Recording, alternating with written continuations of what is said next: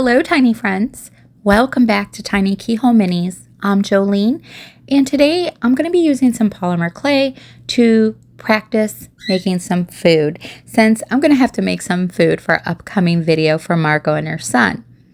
But I had this idea to make a fruit tart, and it just wouldn't leave my head. So that's what I'm going to try to create today. Now, I've gone to my local Dollar Tree, and I found this pack of sliced fruit canes. It's polymer clay, and I thought I'm just going to use some of this. Now there's a container of strawberry slices, and then there's a container of mixed slices, and I'm hoping that there's some kiwi in there. I'm going to begin with the pastry cup, and I'm using some scrap clay that I've already mixed previously for another project that I worked on. This is just yellow and a little bit of white to make a lighter shade of yellow, and then I'll add some darker color shading later on.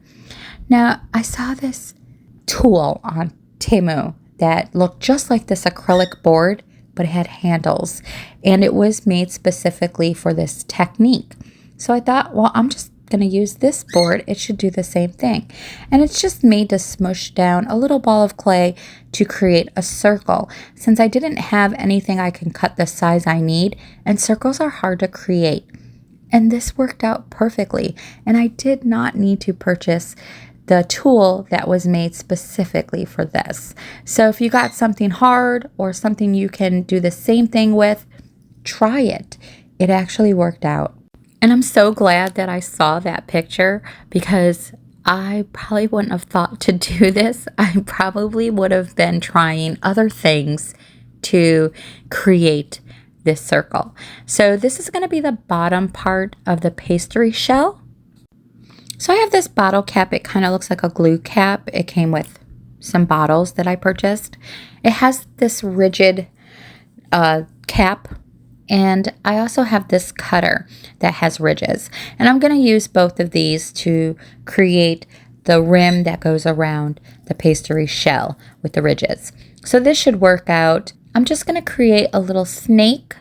And once I get it the width I'm going for, or make sure that it's nice and even all the way through, I'm just going to do the same thing I did with the circles. I'm going to lay it on the board and just kind of flatten it down.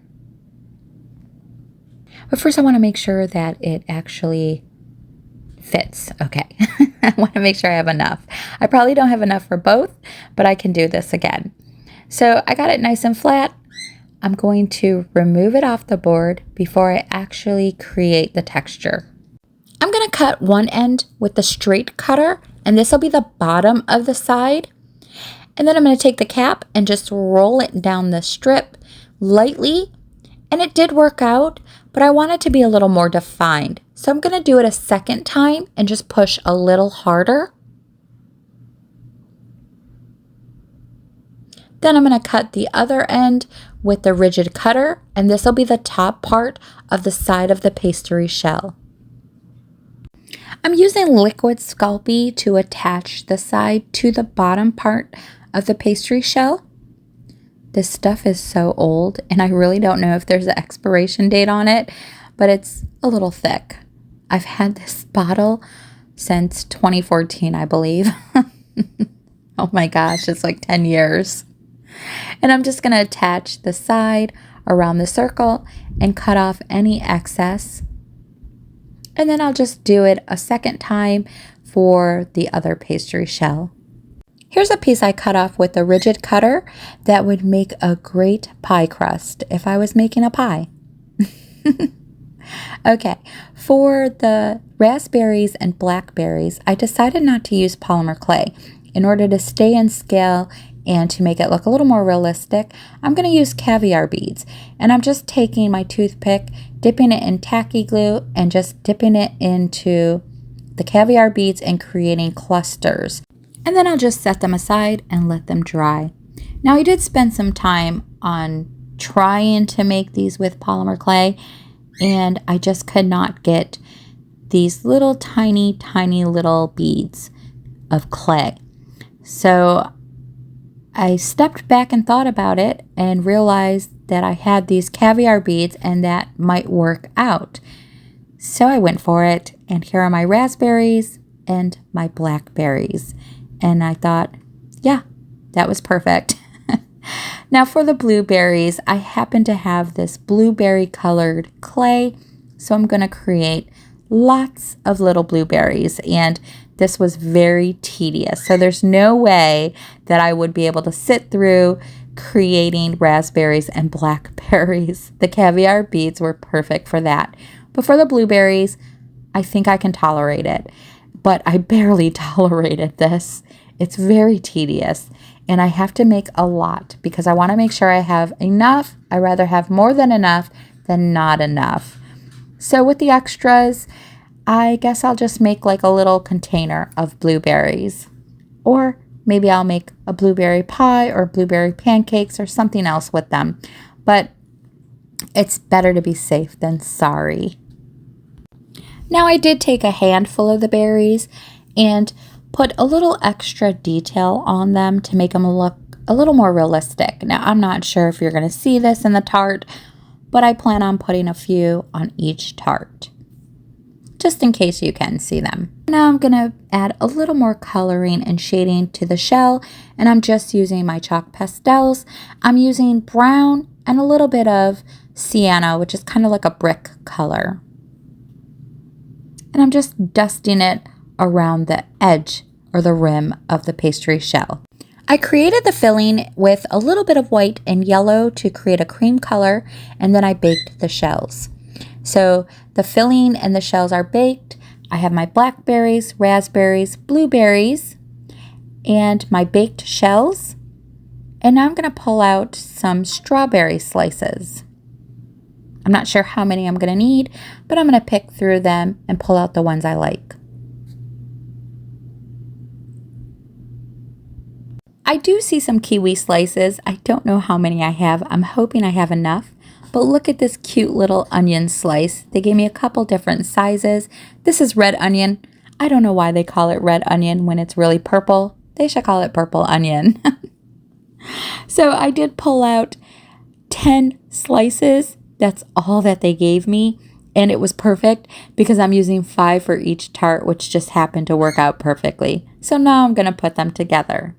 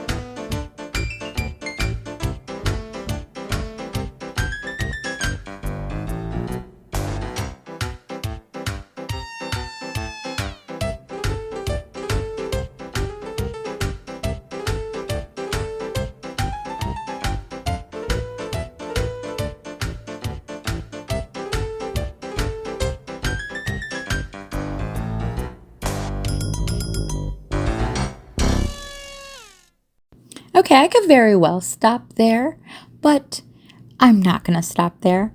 I want to create something to display these fruit tarts on, so I'm going to create some sort of pastry plate or cake holder. And I have some ribbon from the Dollar Tree. I have cut out some paper doilies with my Cricut design. So I'm just going to pick out the ones that I like. I did a few different designs because I just wasn't sure, but I'm going to go with these two. I have some of these caps that came off of Dollar Tree ornaments from Christmas time. Now I did paint them already because I thought I was going to do like silver and gold plates, but I changed my mind. I kind of want to add some color, so I'm going to repaint these. I did add a couple bead spacers to the tops, and I have 3 different size wooden circles so I can layer those to create the plate. Now I did glaze the tarts with UV resin, and I was thinking if I do this again, I am definitely going to use a brush and brush on the resin so it's not as thick, because it does hinder some of the detail on the berries. I'm going to use the ribbon for some trimming around the plate, so I'm just measuring how much I need, and then I'm going to cut 2 strips of this. I'm going to use Celery Chalk Paint by Waverly and leave some of the ivory color on the ribbon for one plate, and then one of these shades of blue with white acrylic paint for the other plate. I think I'm going to go with the lighter blue. So I'm going to begin the painting process, and I really don't have any ideas in my head. I'm just going to wing this and go with it. Other than the colors that I chose, I am just kind of just going with the flow on this. Now I don't want to use the whole piece of ribbon, so I'm just going to cut off the part that I want to use.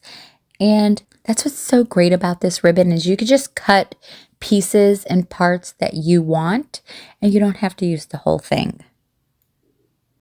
Okay, for this one, I'm just going to add some of that celery green. I am not really doing any specific design or being specific about it. I don't really have any solid ideas. I'm just kind of like spackling it on there randomly just to get that green color in there to tie it all together. And I am going to leave that natural ivory color for the background. I flipped it over because I want to make sure to do both sides on this one. For the other one, I painted it a solid white, and then I went over both of them with some fabric stiff. So the white one is a bit stiffer because it has more paint. So I'm going to do a second round of fabric stiff for the cream one. And I'm letting them dry on a paper towel so that they don't have that plastic shiny residue to them. So now I'm going to go ahead and add some blue to the white, and again, I don't have any solid ideas. I am just applying the paint. For this one, I'm doing the bottom trimming. For the bottom, I am going to do both sides on this, and then I'll add some color to the top, but I only need to do one side for the top since the back side will be glued to the plate. Okay, all my pieces are painted. It's time to assemble these little pastry plates. And I'm just going to start layering the circles. This is going to be the bottom underneath, so you're really not going to see it, but it is going to add a little more height to the plate when I add the stand. I'm just using tacky glue to apply these circles and attach them together. For the green stand, I'm only going to use a single piece, and I've stamped it with another color using a stamper. I'm using Ivory Chalk Paint by Waverly. I was trying to incorporate some more of that ivory color, but it looks more white. And then for the white stand, I used 2 pieces to double them up, and I'm just going to stamp on some of that light blue. Next, I'm going to go ahead and glue on the trimming to the edge of the circles, and I'm using tacky glue for this. And I'm just doing a small section at a time. This way I'll have more control as the pieces attach to one another before moving on to the next section. I want to make sure that this is nice and attached before moving on, and I'm just making some adjustments to make sure that it's nice and lined up and that it's not hanging over the top part of the plate because that will interfere with the doily. Once the piece is attached, I just snip off the excess. I'm going to use Duraclear Satin Varnish to apply a little bit of gloss to the stands so they don't look so flat. This is going to take 2 coats to get the gloss that I would like. You can use any kind of gloss varnish. You can use gloss Mod Podge, but I just prefer using a varnish over the Mod Podge. I added a little bit of color to the edge of the doilies. For the blue, I added blue, and for the green, I added green, just to tie it all in together. And now I'll be gluing the pieces together, starting with the stands. And again, I'm just using tacky glue for this. I am going to glue the doilies onto the cake stands, but I'm not going to glue the pastries. I debated on if I wanted to glue the pastries or not, but I decided to not glue the tarts down in case I want to move them to a different plate or put something else on the stand. I have that option. So I decided not to glue the fruit tarts down, but this is what they look like. So that is all I have for you today, tiny friends. I hope you enjoyed this video. I just used what I had to create these little cake stands or pastry stands, and I think they look super cute. Let me know what you think in the comments below.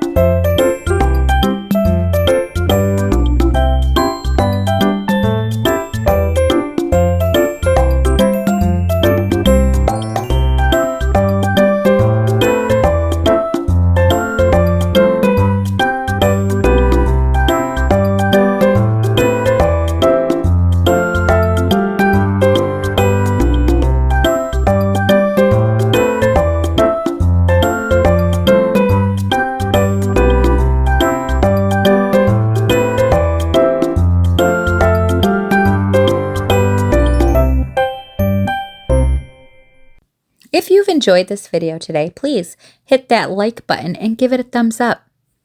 As always, I'd like to thank all my subscribers and welcome to all my new subscribers.